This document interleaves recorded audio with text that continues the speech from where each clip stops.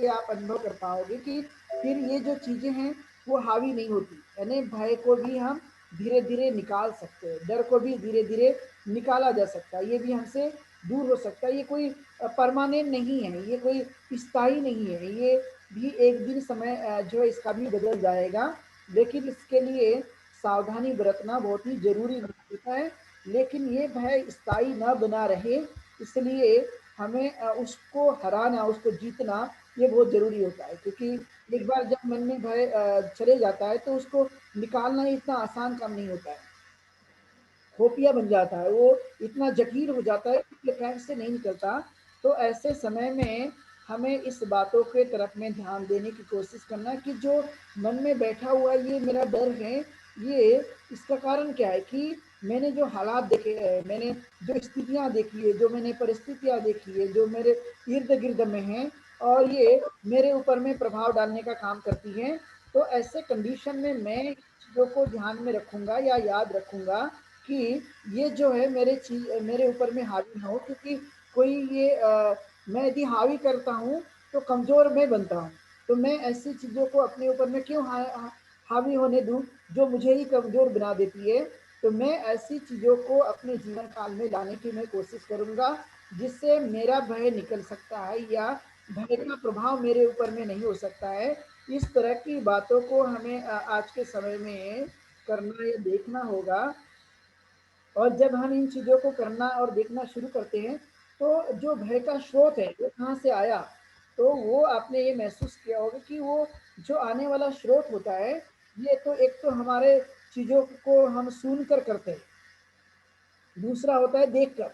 ये दोनों चीज़ें होती है और अभी ये महत्वपूर्ण होती है कि अभी आपने रीडिंग किया है या कहीं पर किताबों के माध्यम से या आपके सोशल मीडिया के माध्यम से, और ये सब चीज़ें होते रहती हैं। तो इस चीज़ों को हमें ध्यान में रखने की कोशिश करना कि इन चीज़ों को हम स्पेशली अपने इस जीवन में ध्यान को बढ़ाएँगे और ध्यान को बढ़ा कर के इससे हमें जीतने की कोशिश करेंगे।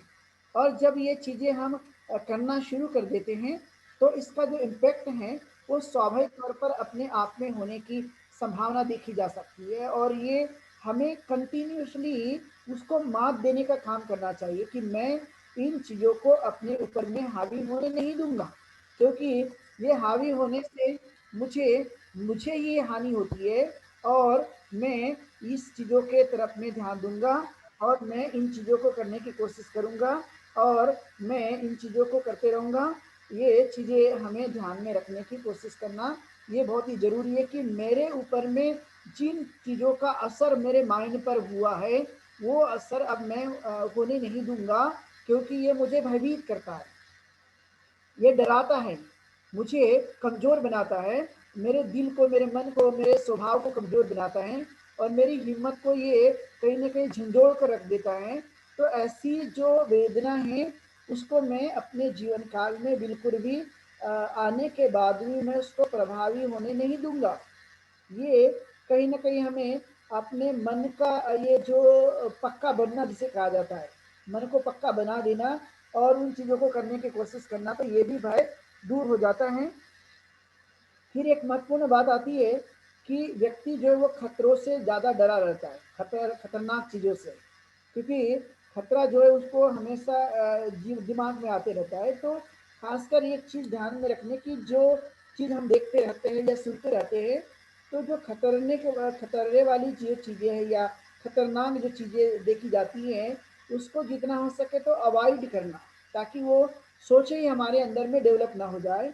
तो इन चीज़ों के तरफ में भी विशेष तौर पे हम ध्यान रख सकते हैं और ये खतरों को भी हम टाल सकते हैं। जो चारों तरफ से वो हमारे इर्द-गिर्द बना रहता है, तो उन चीज़ों को हम धीरे-धीरे दूर कर सकते हैं।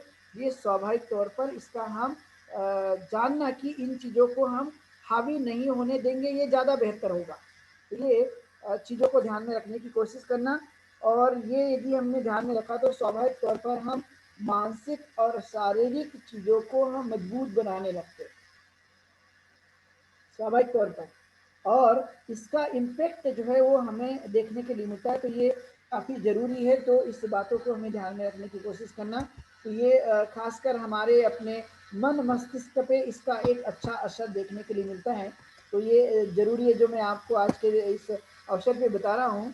तो मैं दूसरे प्रश्न की तरफ मैं अब आगे बढ़ूँगा कि सैला शंकर ने मुझे सुबह प्रश्न पूछा था मेडिटेशन करने के बाद, और उस समय शेड्यूल समाप्त हो गया था क्योंकि मैं उस समय बिजी रहता हूँ, बाद में कितने सारी चीज़ों को करना पड़ता है, इसलिए मैंने उसका जवाब नहीं दिया। तो मेडिटेशन करते समय में हमने एक शब्द का हमेशा इस्तेमाल करते रहते हैं, और हम उसे बार बार बताते रहते हैं कि अनित्य। अनित्य मतलब परिवर्तनशील, यानी दुनिया की कोई भी चीज स्थिर बिल्कुल भी नहीं है। Everything change time to time. वो हर चीज़ जो है वो बदल रही है, वो कोई भी चीज़ स्थायी नहीं है। और इसलिए आपने देखा हो कि जब हम मेडिटेशन करना शुरू कर देते हैं, तो मेडिटेशन करने के बाद में आपने देखा हो कि पैर में झुनझुनी आती है, चींटी आ जाती है, और पैर दर्द करना शुरू कर देता है। या जब हम और भी जब हम डीप अपनी एकाग्रता होना शुरू हो जाता है, तो फिर हमें अच्छी अनुभूति भी होती है। ये स्वाभाविक तौर पे आपने अनुभव किया होगा। तो जो क्षण प्रतिक्षण बदल रहा है, जो हमारे अंदर में ये वेदना आ रही है, ये इसको देखना, और देखने के बाद में हम जानना कि ये क्या, ये वेदना हमारे लिए परमानेंट है, या 15 मिनट में आई, 10 मिनट में आई, आधा घंटे आई और वो आधा घंटे के बाद चली भी गई, 15 मिनट के बाद चली भी गई, और 10 मिनट के बाद भी चली गई। ये कोई परमानेंट नहीं है। तो यही एक अनित्य बोध है। यही मनुष्य के जीवन को समझने के लिए कि ये परिवर्तनशील है, ये कोई चीज़ स्थायी नहीं है, ये कोई पूरी तरह से बदलने वाली नहीं है, ये कोई चीज़ें परमानेंट बन के रहने वाली नहीं है। तो आपने महसूस किया होगा, इसलिए आपने एक बातों का अनुभव लिया होगा कि जब हम खुशी हमारे जीवन में आते रहती है, तो हम इस खुशी को क्या हमेशा बरकरार रख पाते हैं, या ये भी कभी कभी इसकी जो स्थिति है वो नाजुक भी बनती रहती है। आपने ये महसूस किया होगा। तो ये जो बोध होता है हमें समय समय पर कि ये परिवर्तनशील है, ये अनित्य है, और ये अनित्य है, इसको मैं अनित्य के बोध को जानूं कि ये अनित्य है, और ये मेरे लिए ये प्रति क्षण क्षण में टाइम टू टाइम समय समय पर ये बदल जाने वाला है। ये वैसा का वैसा बना रहने वाला नहीं है। ये माइंड में चूंकि 89 प्रकार के मन होते हैं हमारे, एक नहीं होता। 89 प्रकार के जो माइंड है, वो माइंड अलग अलग समय में अलग अलग काम के लिए वो प्रवृत्ति जो उसकी बनती रहती है। इसलिए कभी उसकी कुशल भावना होती है, कभी अकुशल भावना होती है, कभी शोभन मन हो जाता है, कभी जो वो अव्याकृत हो जाता है। तो ऐसे कुल मिलाकर चित्त चैसिक रूप और निबाध, ये जिसे कहा जाता है, इसमें चित्त की जो अवस्थाएं हैं, ये जो प्रकार है 89 प्रकार के मन पाए गए, वो एक प्रकार का नहीं होता। तो वो समय समय काल पर वो बदलते रहता है। तो इसलिए जब हम मेडिटेशन करना शुरू करते हैं, तो ये चीजें हमारे लिए आना स्वाभाविक है, क्योंकि हम उस समय अपने मन को एकाग्र करना शुरू रखते हैं। और जब मन को एकाग्र करना शुरू करते हैं, तो स्वाभाविक तौर पे वो चीज़ें आएगी, और वो आके चले भी जाएगी। आके चले जाना, और चले जाने के बाद में हमने ये महसूस कर लिया कि भाई ये आई थी और चले गई, अब ये कोई स्थायी नहीं है, ये तो अनित्य बोध है। और इस अनित्य बोध को हमें जानने की कोशिश करना कि उसको हमें देखना कैसा है। तो जब हम विपස්සना करने की तरफ में आगे बढ़ते हैं, इन्हें विपස්සना का मतलब होता है विशेष प्रकार से देखना, अपने आप को विशेष प्रकार से देखने की कोशिश करना, कि मैं अपने आप को देख रहा हूँ, इंट्रावर्ड हो रहा हूँ, अंदर में देखने की, अंदर झांकने की मैं कोशिश कर रहा हूँ। तो ये जो हम जब देखना शुरू करते हैं, तो तब ऐसे समय में जो भी वेदना हमारे उत्पन्न होती है, तो उस वेदना को हमें समता भाव मतलब उपेक्षा भाव मतलब उसके साथ बहना नहीं है, और न उसके साथ में कुछ करना है, अर्थात हमें उसको देखते रहना है। देखते देखते वो चले भी जाएगी, बदल जाएगी, वैसी वो रहने वाली नहीं है। तो इसी को हम अनित्यता के नाम से हम जानते हैं, क्योंकि ये परिवर्तनशील हैं। और ये इसमें कई तरह के नियम बताए गए, जो कभी मैं आपको विस्तृत इसके बारे में और भी डिटेल से बताऊंगा कि ये किस तरह से काम करता है। और ये काम करके किस तरह से हमारी अपनी क्षमताओं को बढ़ाए रखने की कोशिश करता है। तो जब हम इस पर फोकस करना शुरू करते हैं तो फोकस करने के बाद में इसका लाभ हमारे दैनिक जीवन में किस तरह से प्राप्त होता है। जब वो वेदना को हम जानते हैं और जब हमारा मन में ये भाव उत्पन्न हो जाता है कि परिवर्तनशील है, तो उसको सही रूप से हम देखने की कोशिश करते हैं। जैसे अभी आपने देखा होगा कि अभी ये कोविड-19 की वजह से कितने लोग सफरिंग में आए, कितने लोगों को ये जो है वो असर किया, और कई लोग इससे बाहर भी आए और कई लोगों ने इसकी मार झेल भी नहीं पाया। आपने ये देखा ही होगा, आए दिन कहीं ना कहीं ये चीज़ें सुनने के लिए मिलती रही है। तो आपने देखा कि जब हम कोई चीज़ों को इस तरह से शारीरिक जो इम्पैक्ट होता है या असर होता है, तो उसे हम समता भाव से देखना, तो उससे होता ये है कि हमारी जो हिम्मत है, जो हमारा माइंड का बैलेंस है, वो बैलेंस बराबर रहता है। मतलब इक्वानिमिटी जिसे कहते हैं कि वो बराबर बना रहेगा, और ये बराबर बनने की वजह से उसका बैलेंस डगमगाने की संभावना नहीं देखी जा सकती। ये बैलेंस ऑफ माइंड, ये जो है, ये बैलेंस ऑफ माइंड जो ये मनुष्य की एक वास्तविक ताकत है। और इस बैलेंस ऑफ माइंड को जिस भी आदमी ने बना कर रखने की कोशिश की, तो उसके साथ शारीरिक और मानसिक जो कुछ भी प्रभाव होगा वो स्टेबल बना रहेगा, ज़्यादा होने की संभावना नहीं देखी जा सकती है। मैं कई बार आपको बताता हूँ कि कई लोगों को दूसरों को देखकर डर लगता है। आपने देखा होगा, सपोज देन कि कहीं एक्सीडेंट हो गया, तो एक्सीडेंट हो गया वो दूसरी जगह हुआ है, और जब वो हम दृश्य देखते हैं तो वो दृश्य देखकर हमारे मन के अंदर में वो भावना उत्पन्न हो जाती है और डर महसूस होता है, क्योंकि हमारे साथ घटना घटी नहीं है। तो वो दूसरों को देखकर भी डर उत्पन्न हो जाता है।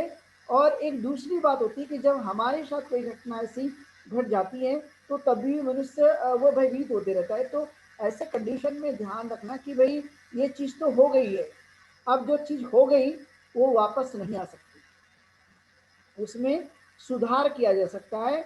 और इसमें एक बात की जा सकती है कि चीज़ हो ही ना, यानी जो आने वाले चीज़ें हैं वो हो ना, इसलिए उसको राइट वे में चलने की या राइट डायरेक्शन में चलने की कोशिश करना, और इसलिए अपने मन को स्टेबल बनाए रखने की कोशिश करना।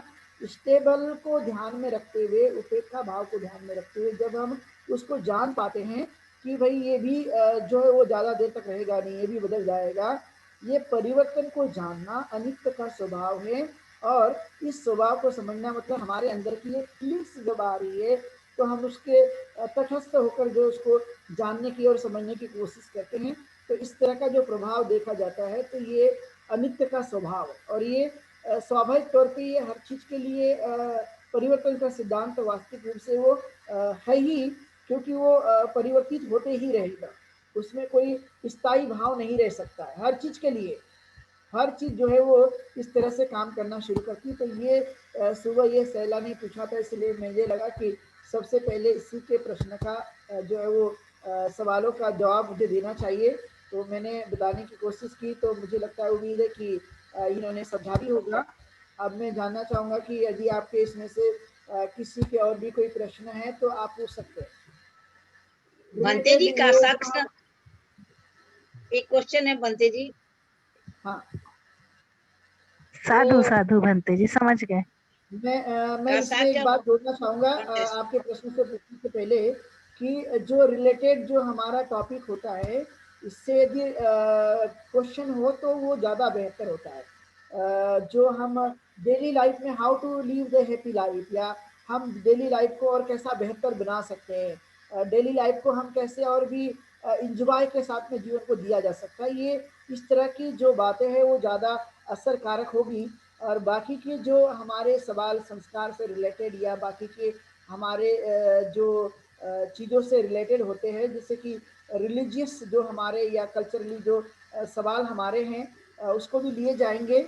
लेकिन मैं ये चाहूँगा कि रिलेटेड टू जो हमारा टॉपिक है मेडिटेशन, या हमारे जीवन को कैसे स्मूथ के साथ दिया जाए, या हम अपने जीवन में कामयाबी के लिए कैसे आगे बढ़ सकते हैं, या हमारा ट्रेस कैसे कम हो सकता है, टेंशन कैसे जा सकता है, हमारा भय कैसे समाप्त हो सकता है, इस पर यदि ज़्यादा विचार यदि किए गए या पूछा गया, तो मुझे लगता है कि ये बेहतर होगा। और बाकी के सवालों के भी उत्तर दिए जाएंगे, लेकिन रिलेवेंट ज़्यादा हो तो बेहतर होगा। यस मैडम, बोलिए बबली मैडम। वो मुझे आपने लिंक भेजा था ना, उसमें एक कॉन्टेस्ट था। हाँ उसमें KSAC कॉन्टेस्ट है, क्या है वो कॉन्टेस्ट, मुझे बताएंगे आप? अच्छा, वो कॉन्टेस्ट था कि हम लोग अभी ये बुद्ध जयंती के अवसर पर जो बच्चों का है वो एग्ज़ाम हमने कराया है या करा रहे हैं। तो वो कॉन्टेस्ट है कि जो बच्चे एग्ज़ाम देंगे उसके हम क्वेश्चन पूछेंगे, उस क्वेश्चन को जो भी देगा तो उसके बाद में उनको प्राइज़ दिया जाएगा, फर्स्ट सेकेंड एंड थर्ड ऐसा। और जो भी पार्टिसिपेंट होगा उनको हम सर्टिफिकेट प्रदान करेंगे, वो था वो। अच्छा ठीक है। अच्छा अच्छा। हाँ यस, ठीक, एनीवन अदर क्वेश्चन? बस यही था, बस हाँ, धन्यवाद। एनीवन? भंते जी, उसमें हम लोग भी भाग ले सकते हैं क्या? जरूर भाग ले सकते हैं, क्यों नहीं। ऐसे उम्र का कुछ बंधन तो है नहीं, क्योंकि हम स्टूडेंट तो नहीं है।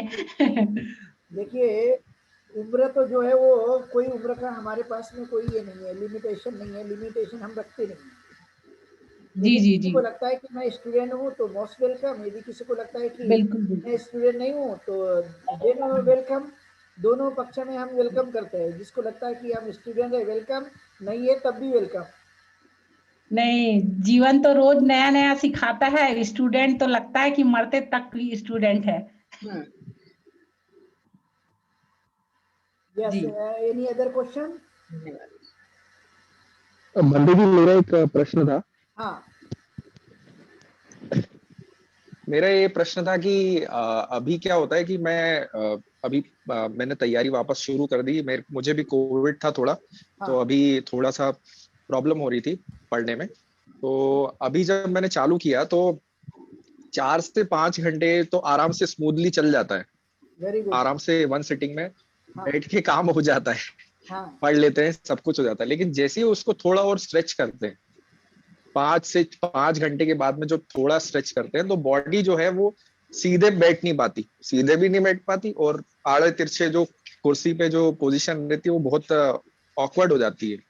हाँ। तो फिर क्या है, पढ़ाई में मन भी थोड़ा सा जो है वो कम हो जाता है, काफी ज्यादा उसमें फैटिग आ जाता है। तो इसके लिए क्या कर सकते हैं, अगर कोई आपका विचार हो तो? देखिए, जब हम कि हमारी जो कैपेसिटी है, यदि हमारी पढ़ाई करने की 5 आवर्स जो है हमने पढ़ाई कर लिया है, तो then we take the rest. हमें थोड़ा विश्राम करना चाहिए। और इसके लिए मैं और थोड़ा एक सजेशन देना चाहूँगा कि 1 घंटे के बाद, 1 घंटे पढ़ाई करने के बाद हमें थोड़ा रुकना चाहिए। और रुकने के बाद में like you can drink water या you can drink something like energetic thing जो हमारे शरीर को ताकत दे सकती है। ऐसे आप पेय पदार्थ ग्रहण कर सकते हैं। और जैसे लाइक जिस जगह हम पढ़ रहे हैं वहाँ से उठ जाओ, और उठ जाकर थोड़ा सा एक घूम फिर कर लो थोड़ी देर, या कुछ ऐसे इंटरटेनमेंट कर लीजिए। और फिर से लाइक 10 मिनट्स या 15 मिनट्स जो है ब्रेक करो। और ब्रेक करने के बाद फिर से आप पढ़ाई करो लाइक 1 आवर कंटिन्यूसली देन। और कभी कभी आपका मन बहुत लग जाता है, आपने महसूस किया होगा कि लाइक 2 आवर 3 आवर और 4 आवर भी जो है वो आप बोरिंग फील नहीं करते हो। तो जब हमारा मन लग जाता है, तो मन लगने के बाद उतनी देर तक हम जब पढ़ाई करना शुरू करते हैं तो करें। और जब आपको लगता है कि नहीं मेरा अब कुछ रेस्ट लेने का मन हो गया है, तो आप जो है वो कम से कम आधा घंटे या 1 घंटे का फुल्ली रेस्ट ले लीजिए, पूरे देर तक कंप्लीटली। चाहे वो नींद भी आ जाएगा चलेगा। और उतना रेस्ट लेकर कुछ थोड़ा खाने के बाद, कुछ पानी पीने के बाद, थोड़ा रेस्ट लेने के बाद जब ये आपका माइंड या बॉडी फिर से रिफ्रेश हो जाए, तो फिर आप एक बार पढ़ना शुरू कर दो। तो इससे होता क्या है कि हमने एक तो 3 घंटे पढ़ाई की या 4 घंटे पढ़ाई की। अब ये पढ़ाई करने के बाद में हमें एक बातों का ध्यान रखना होगा कि हम कितना इसको एक्सेप्ट भी कर रहे हैं, मतलब उसको पढ़ पा रहे कि नहीं पढ़ पा रहे। इसलिए पढ़ना मतलब समझकर पढ़ना। जो भी हम पढ़ेंगे वो हमारे माइंड में जाना चाहिए, मन के अंदर जाना चाहिए। जब हम वो मन के अंदर जाएगा तो वो ज़्यादा असर कारक होता है। इसलिए ये एक चीज़ की हमें ध्यान रखना। दूसरा चीज़ है कि आप जब ऐसा लगता है कि इतना देर हो गया, तो you can meditation, you can do meditation. कि हम कम से कम 20 मिनट का जो है वो बैठकर जो है वो आनापाना सती कर सकते हैं और ब्रीथ इन ब्रीथ आउट पे ध्यान कर सकते हैं, तो उतने देर में फिर से हमारी बॉडी एनर्जेटिक होगी। ये दूसरा फार्मूला। तीसरा फार्मूला ये है कि आपको इस समय यदि निंद्रा नहीं आ रही है तो आप वॉकिंग करके पढ़ सकते हैं बीच बीच में। लाइक यदि स्पेस हो रूम के अंदर भी यदि आप पढ़ रहे हो तो रूम के अंदर भी वो चलते हुए भी आप पढ़ सकते हैं या मेमोराइज कर सकते हैं। जो आपने पढ़ा है उसको रिकॉल किया जा सकता है वॉकिंग करते हुए। तो वॉकिंग से ये होता है कि आपको जो आलस्य है वो नहीं आएगा और आपकी बॉडी जो है फिर से रिचार्ज होने की संभावना देखी जा सकती है। और ये एक अच्छा होता है कि हम थोड़ी देर तक वॉकिंग भी कर ले। तो ये करने से आपकी जो कंटिन्यूटी है वो कंटिन्यूटी बनी रह सकती है। जो आपको मन नहीं करता कि हाँ नहीं करना चाहिए, तो वो कंटिन्यूटी बनाने के लिए ये जो मैंने फार्मूले बताए ये ज़्यादा असरकारक होगा। और जब आप बहुत ज़्यादा नींद महसूस करते हैं तो वो संभलती नहीं है, ऐसे कंडीशन में you can sleep, completely so जाओ जब तक आपको सोना है। और जब आपकी आंखें खुल जाती है और आपकी नींद पूरी हो गई तब फिर से आप पढ़ाई कर सकते हो पुनः एक बार। और कितने बजे भी आपके यदि आप उठकर पढ़ाई करते हो तो ये आपके लिए यूज़फुल होगा कि आपने पढ़ लिया है और उतना याद कर लिया है। जितना सिलेबस में आया है उसको जितना हो सके तो कंप्लीट करो। और एक बार नहीं तो उसको 10 बार भी यदि हमको समझना पड़े तो वो 10 बार भी हमने समझना चाहिए। लेकिन होता ये है कि हम एक ही सिलेबस को जो कि 200 या 300 पेजेस की बुक होती है और इतनी बड़ी बुक भी जो है वो साल भर में भी समाप्त नहीं होती है। तो कहने का मतलब कि हमने उतने उन चीज़ों को कंप्लीट नहीं किया। तो हमें जब हम रेगुलर पढ़ाई करेंगे तो कंप्लीट होगी। और जब हमारी कंटिन्यूटी टूटती है तो फिर से रिवाइज करने के लिए या फिर से उस आदत को लाने के लिए हमें एक सबसे बड़ा काम करना होगा कि हम अपनी लिंक को तोड़ने न दें। क्योंकि तोड़ने का हम ये काम करते हैं। तो कभी कभी आपने महसूस किया होगा कि अभी तो ये थोड़ा कोरोना का इफेक्ट है इसलिए ज़्यादा घूमते ही है या नहीं ये तो मेरी जानकारी में नहीं है। लेकिन कभी कभी क्या होता है कि हम इवनिंग में जाते आधा घंटे के लिए घूमने के लिए, लेकिन वो कभी कभी 4 घंटा 3 घंटा जो वो हम आउटिंग में होते हैं बाहर ही पूरी तरह से। और फिर वो आते हैं तो फिर एकाएक से हमारा मन नहीं लगता क्योंकि 3 घंटा जो है वो हमने बाहर की दुनिया में अपने मन को बाहर लगा दिया या बाहर की दुनिया के साथ जुड़ चुका है। तो फिर वो होता नहीं है। तो एक कंटिन्यूटी बनाने के लिए कि भाई मुझे इतना शेड्यूल फॉलो करना है, इसलिए मैंने आपको एक बार ये शेड्यूल की बात बताई थी कि जितने भी स्टूडेंट या विद्यार्थी या बाकी सभी लोग मुझे सुन रहे हैं उन्होंने एक टाइम टेबल फिक्स करना चाहिए शुरुआती दौर पे। और जब आप टाइम टेबल फिक्स करते हो कि I will be wake up early morning at 5 o'clock और मैं आधा घंटा मेडिटेशन करूँगा, उसके बाद मैं फ्रेश होता हूँ या जो भी मैं काम करता हूँ वो करने के बाद मुझे 2 घंटे पढ़ाई करना है, फिर उसके बाद मुझे नाश्ता करना है, फिर मुझे पढ़ाई करनी है। ये इस तरह का या जो हमारा काम है यदि हम जॉब कर रहे होंगे तो जॉब हमें करना है। तो ये जो बातें हैं जब हम इस तरह से टाइम टेबल को बना लेंगे तो time table control to us, control करेगा हमारे माइंड को। आदत लग जाती है ना, जब एक बार आदत लग जाती है तो उस समय स्मरण होता है भाई ये चीज़ें करनी है। तो उस तरह का ये जो फार्मूला है टाइम टेबल के आधार पर आप बनाइए तो जो आपकी कंटिन्यूटी टूटती है तो it will be not break, वो मुझे लगता है कि वो टूटेगी नहीं और फिर ये आपको फ़ायदा देगी। और इसलिए हमें इस तरह के टाइम टेबल को बनाना चाहिए। टाइम टेबल इट मीन कभी वो पूरा नहीं हुआ तो घबराने की ज़रूरत नहीं है कि भाई मैंने ये 5 बजे का टाइम बना लिया था लेकिन हुआ नहीं, तो उससे घबराने की ज़रूरत नहीं है। लेकिन टाइम टेबल या जो हमारी हैबिट होती है, हैबिट कंट्रोल माइंड, आदत जो है वो हमें हमारे मन को कंट्रोल करने का काम करती है। इसलिए मैं एग्जांपल हमेशा देते रहता हूँ कि जैसे आपने शुरुआती दौर पे जब आप छोटे होते हैं तो मम्मी क्या करती है, बेटा सुबह हो गया अभी ब्रश कर ले, बताती है शुरुआती दौर पे। लेकिन जब एक बार आपकी आदत लग जाती कि ब्रश करना है, ब्रश के फ़ायदे क्या है, ब्रश करने से हमें क्या जो है वो किस तरह की हमारी जो दाँतों की सफाई होती है या वगैरह वगैरह ये सब चीज़ें हमें जब समझ में आता है तो एक ऐसे समय में जब हैबिट हो जाती है उसके बाद मम्मी हमें समझाती नहीं है बेटा ब्रश कर ले। क्यों? क्योंकि वो जब तक हमारी हैबिट हो जाती है, तो जब तक हैबिट हो गई या हैबिट नहीं हुई तब तो बताती है, जब हैबिट हो जाती है तब उसको बताना नहीं पड़ता। तो वही एक तरीका होता है कि हमें अपने मन को एक आदत लगानी होती है, और जब हम एक आदत लगा लेते हैं और वो हैबिट का एक रूप ले लेती हैं, तब उन चीज़ों को हमें बताना नहीं होता, वो हमारे ऊपर में एक बड़ी असर कारक होती रहती है। तो इससे भी हमें ध्यान में रखना कि हम इन चीज़ों को करते रहेंगे और इन चीज़ों को हम हैबिट में लाने की कोशिश करेंगे। ये बहुत ही ज़रूरी है कि जो भी काम है, चाहे वो खेलना हो या पढ़ना हो या जो भी वर्क हम करते हैं, उसका एक टाइम टेबल होना चाहिए। यदि वो टाइम टेबल हम मेंटेन करते हैं, इट विल बी हेल्पफुल। ठीक है श्यामदीप? धन्यवाद बंते जी। जी बंते जी। हाँ, यस, एनीवन?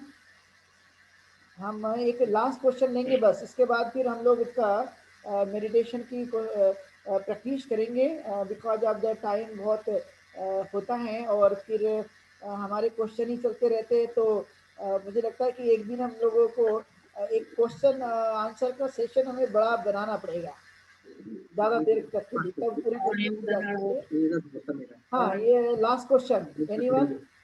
ये शाम तक भी मुंबई लेके आए।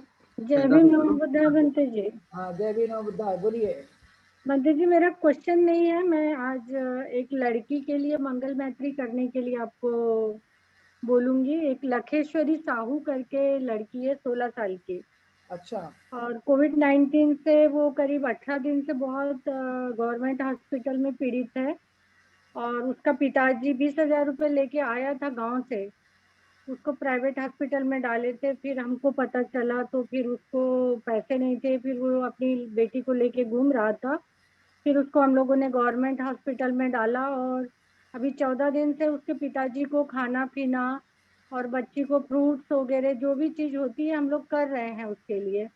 कल उसकी बच्ची वेंटिलेटर पे थी, हमारा एक बंदा गया था, डॉक्टर से बात किया। फिर यहाँ पर आज एक कचांदुर हॉस्पिटल है, कोविड हॉस्पिटल, वहाँ उस बच्ची को लखेश्वरी को डाले हैं।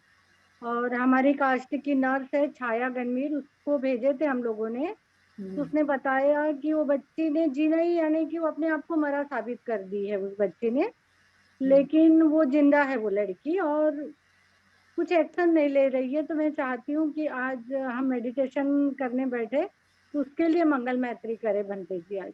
जरूर। लखेश्वरी साहू।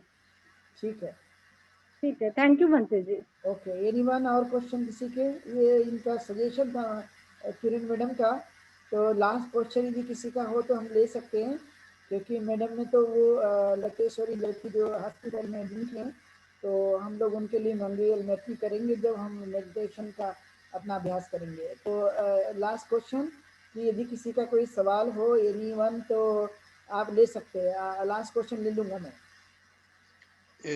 मेडिटेशन में अचीवमेंट का क्राइटेरिया क्या है? हाँ, जैसे मतलब एक्सपीरियंसेस तो होते हैं, उनको हम शब्दों में ये नहीं कर पाते।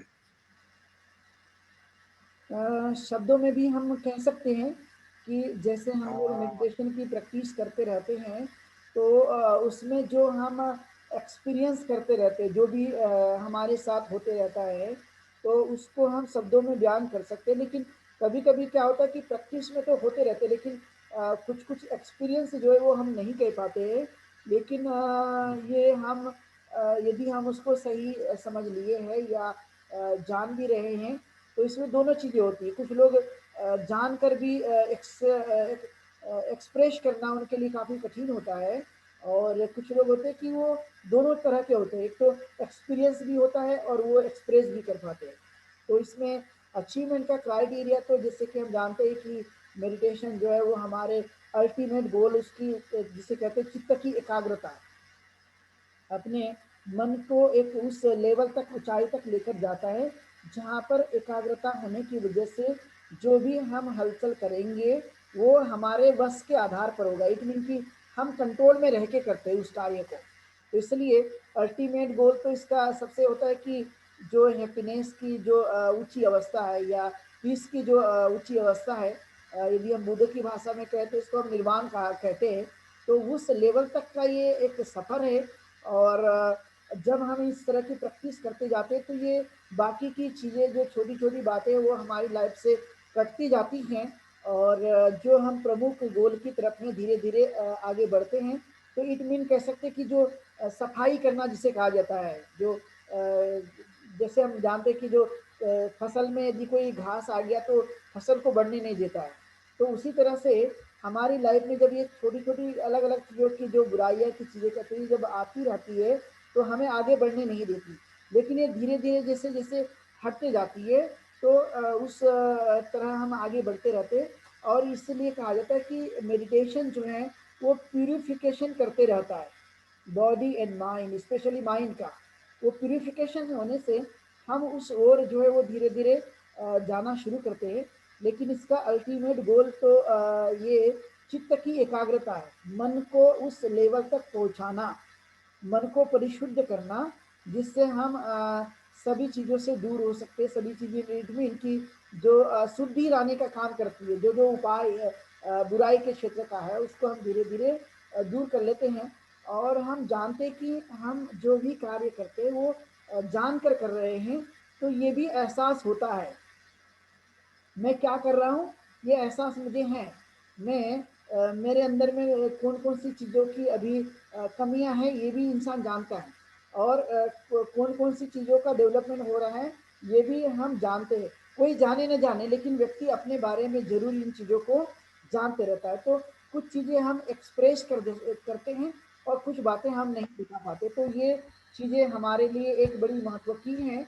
और इस महत्वपूर्ण बातों के लिए हमारा जो अंतिम गोल है वो होता है कि हम अपने मन की उस ऊंचाई तक जाए जिससे हमारे मन के अंदर में जिन कारणों के कारण प्रभाव होते रहता है और वो आगे नहीं बढ़ता या विकास नहीं होता है माइंड का, तो उन चीज़ों को धीरे धीरे वो दूर करते रहता है। लाइक एक एग्जाम्पल के तौर पे समझे कि जैसे कोई ग्लास है, ग्लास की अपनी एक चमक होती है, लेकिन उसके ऊपर में धूल आ गई तो डस्ट आ जाती है तो चमक वो ग्लास खो देता है। क्यों? क्योंकि ऊपर की जो परत है वो डस्ट की है, इसलिए अंदर चमक तो है, लेकिन अंदर चमक के है लेकिन ऊपर जो है वो धूल आ गई। तो इस धूल को जब हम साफ कर देते हैं तो चमक ऑटोमेटिकली दिखाई देती है।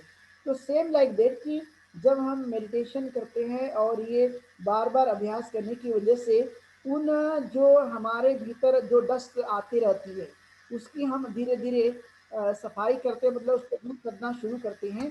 और ये दूर करने की वजह से इसका एक जो बेनिफिट होता है कि हम जो ब्राइटनेस होता है जिसे कहते हैं, इसका एक बेनिफिट जो है वो हमारे माइंड के ऊपर में होते हुए देखते रहते हैं। आप को महसूस होगा कि मेरा चित्त जो है वो अब शांत है, मेरी एकाग्रता बढ़ी हुई है, मैं अपने माइंड को कंट्रोल भी कर रहा हूँ, मुझे जल्दी से क्रोध नहीं आता है, मैं जल्दी से दूसरों के बारे में गलत विचार मेरे मन में नहीं आते हैं, मैं जल्दी से अपने आप को मैं कंट्रोल कर देता हूँ। ये वगैरह वगैरह ये जो चीज़ें हैं वो कैसे आई, तो हम जब जानते रहते कि ये हमारे लिए गलत हैं और ये गलत होने की वजह से मैं मुझे हानि हो रही है इन चीज़ों को करने से। तो जब हम हमारे वो ध्यान में आते रहता है तो वो ध्यान में आने की वजह से फिर हम उन चीज़ों को धीरे धीरे कम कर देते हैं। तो यहाँ पे हमारा मन का कंट्रोल जो बोलते हैं, संयम, सबसे बड़ा काम होता है कि मेडिटेशन से संयम प्राप्त होते रहता है। और वो होने से बहुत सारी जो दिक्कतें हैं हमारे साथ में होने वाली वो धीरे धीरे दूर होती है। और फाइनली हम बार बार करने की वजह से ये हम उस अल्टीमेट गोल तक पहुँचते हैं जिसको हम कहते हैं चित्त की एकाग्रता। That is called the meditation का गोल जो है वही है, अपने मन की एकाग्रता तक पहुँचना। और वो एकाग्रता है इसलिए कोई भी कार्य अपने आधार पर वो जो है वो अलग नहीं होगा। और इसलिए यहाँ पर हैप्पीनेस और जो पीसफुल जो माइंड बनता है इसका जो असर हमारे दैनिक जीवन में देखा जाता है वो प्रैक्टिस के थ्रू है।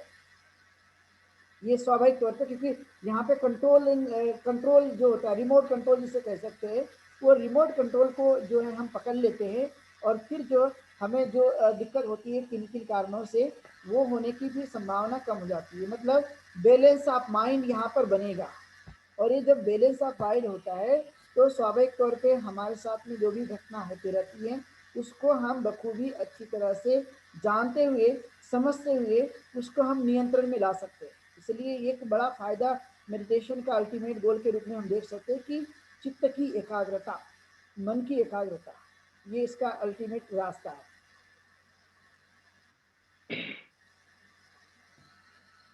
ठीक है जी ओके। ठीक। तो मुझे लगता है कि लास्ट क्वेश्चन था जो सोमकर जी ने पूछे, तो मुझे लगता है कि अब हम लोग मंगल मैत्री और हम मेडिटेशन का प्रैक्टिस करेंगे। स्पेशली फोकस किया जाए आनापानासती, और साथ में यदि आप वेदना को भी देखना चाहते हैं तो देख सकते हैं। और बाद में हम लोग देखेंगे कि चित्त का स्वभाव कैसे होता है, वो किस तरह से काम करता है, लेकिन वो बाद की प्रैक्टिसेस में देखेंगे। और अभी हम लोग मेडिटेशन का अभ्यास करेंगे।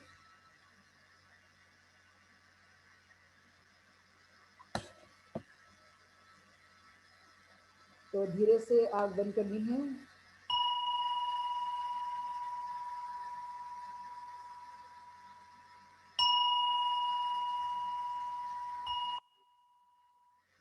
आग बंद करने के बाद अपने मन की आंखों से अपना ही स्वयं का निरीक्षण परीक्षण करना।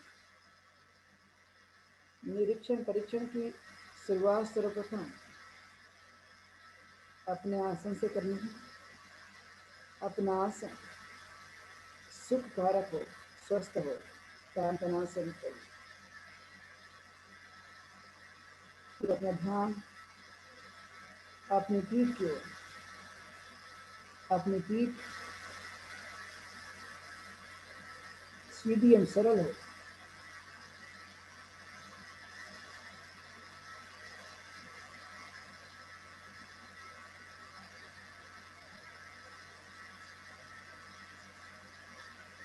फिर अपना ध्यान अपने कंधे की ओर, अपने कंधे सरल हो, स्वस्थ हो, तान तनाव से मुक्त हो। फिर अपना ध्यान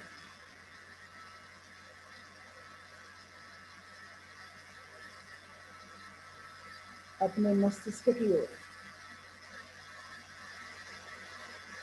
अपना मस्तिष्क पूरी तरह से स्वस्थ हो, तान तनाव से मुक्त हो। फिर अपना ध्यान अपने चेहरे की ओर, अपना चेहरा प्रफुल्लित हो, आनंदित हो, तान तनाव से मुक्त हो। और यह जानते हुए कि मैं पूरी तरह से आनंदित हूँ, प्रसन्न हूँ।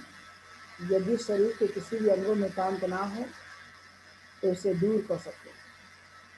इस तरह हम अपना संपूर्ण ध्यान अपनी नासिका की ओर केंद्रित करते हैं। क्योंकि मेरा अस्तित्व ही मेरी सांस है। भीतर जाती हुई सांस से बाहर आती हुई सांस पर ही ध्यान केंद्रित करना। यदि मन न लगे तो हमें मन भटक जाए, भूतकाल या भविष्य की कल्पना करने लगे तो उसे पकड़कर नासिका की ओर केंद्रित करते हैं। भीतर जाती हुई सांस एवं बाहर आती हुई सांस की ओर ध्यान केंद्रित करते हैं। अपने वेदनाओं को जानना है,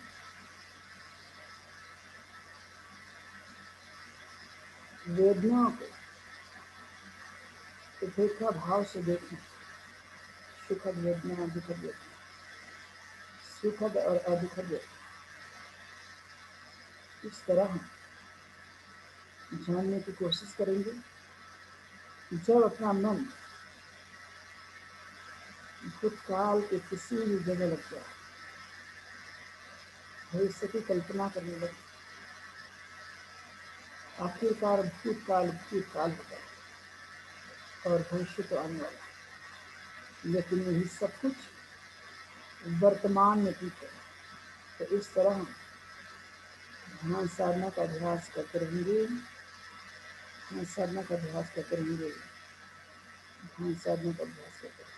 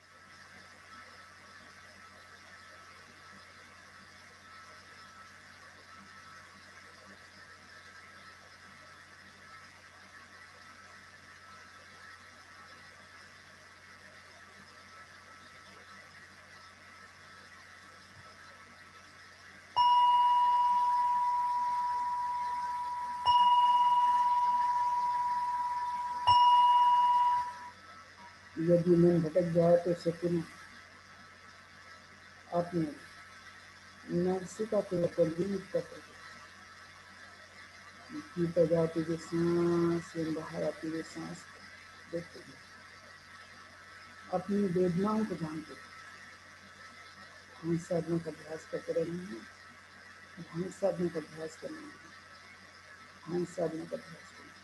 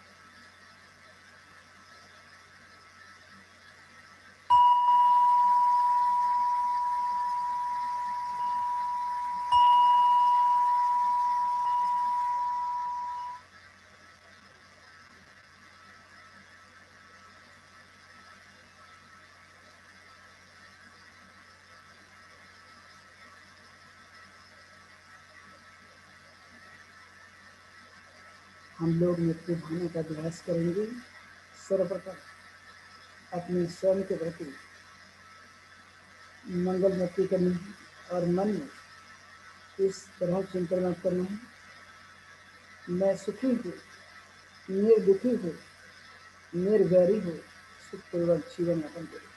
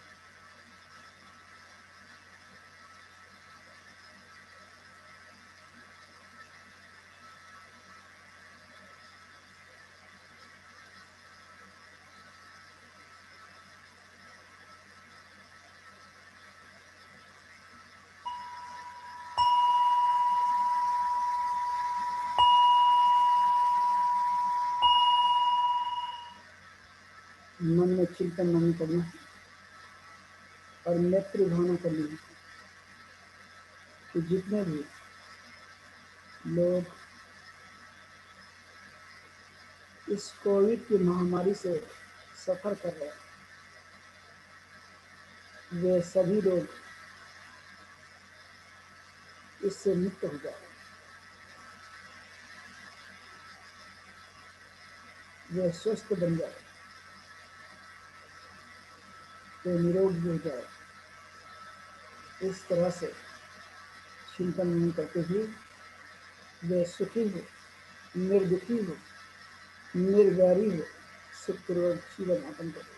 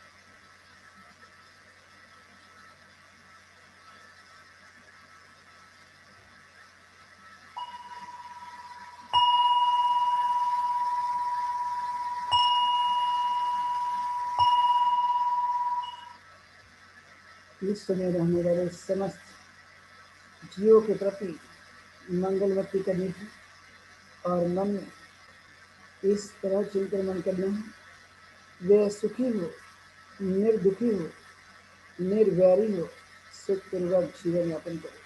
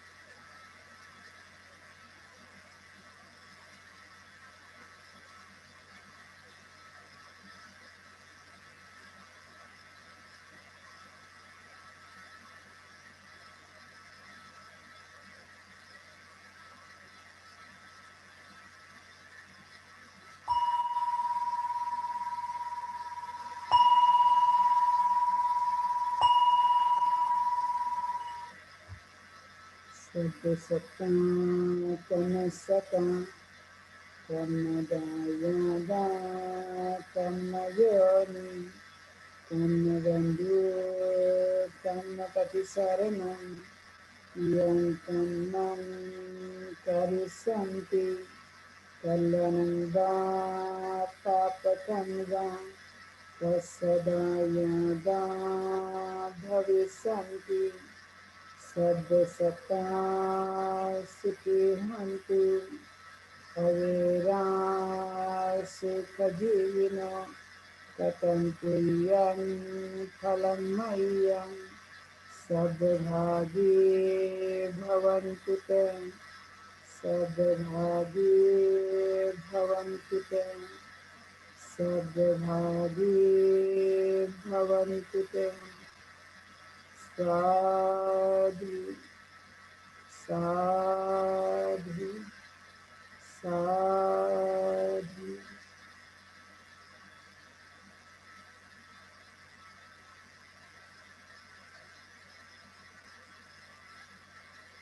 धीरे धीरे आप खोल सकते हैं। अंदामी बनते जी। शुक्रिया। सबको नमो बुद्धाय, जय भीम।